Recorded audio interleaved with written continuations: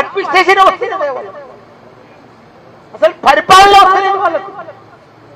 ఎందుకో నాకు అర్థమైతే లేదు ఇప్పుడు డైరెక్ట్ ప్రతి ఇంటికి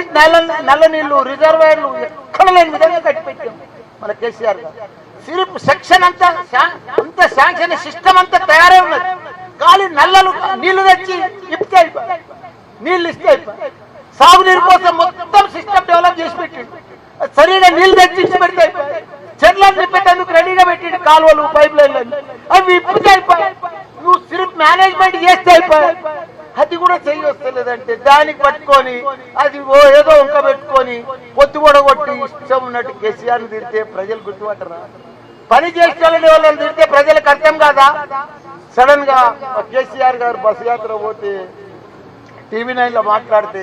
అందరికి అర్థమయ్యేటట్టు చెప్తే ప్రజలంతా కళ్ళు తెరిచింది ఓయమ్మో ఇంత పెద్ద గొప్ప మహాత్ముని ఇంత పెద్ద తెలంగాణ దేవుణ్ణి వీళ్ళు నడమంత్రం సీరియల్ వచ్చి వాళ్ళని తిడుతున్నారు ఆ పెద్ద మనిషిని హైదరాబాద్ అంతా కూడా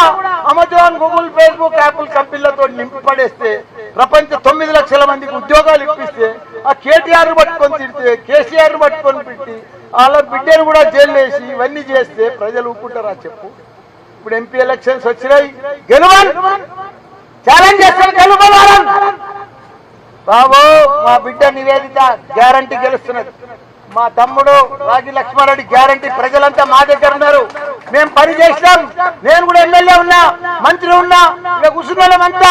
2 సార్లు 3 సార్లు ఎమ్మెల్యేలు ఉన్నాం మేము ప్రజలకు నీరు ఇచ్చినాం మేము కళ్ళల్లో ఒత్తులేసుకున్నాం కడుపు చంపుకున్నాం రాత్రి పగలు ప్రజలేంబడి ఉన్నాం ప్రజలకు అన్ని రకాలుగా అభివృద్ధి చేసినాం మాకు ఓటు అడిగే హక్కు మాకే ఉంది ప్రజలు మేము ఎప్పుడు మోసం చేయలేదు ప్రజలకు ఎప్పుడు మేము ఇబ్బంది పెట్టలేదు ప్రజలకు రోజు ప్రజలలో ఉన్నాం ప్రజల సమస్యలన్నీ కూడా పరిష్కరించుకున్నాం ఈ రోజు ప్రజలకు పోతే ఎంత ఆదరణ వస్తుంది అసలు మామూలు ఆదరణ లేదు అసలు మేము పోతా ఉంటే ఇప్పుడు మా కేసీఆర్ గారు బస్ యాత్ర పోతే ఏం పబ్లిక్ అసలు అర్థమైతే లేదు అసలు వాళ్ళు బీజేపీ కాంగ్రెస్ 2 దిమ్మ తిరిగిపోయి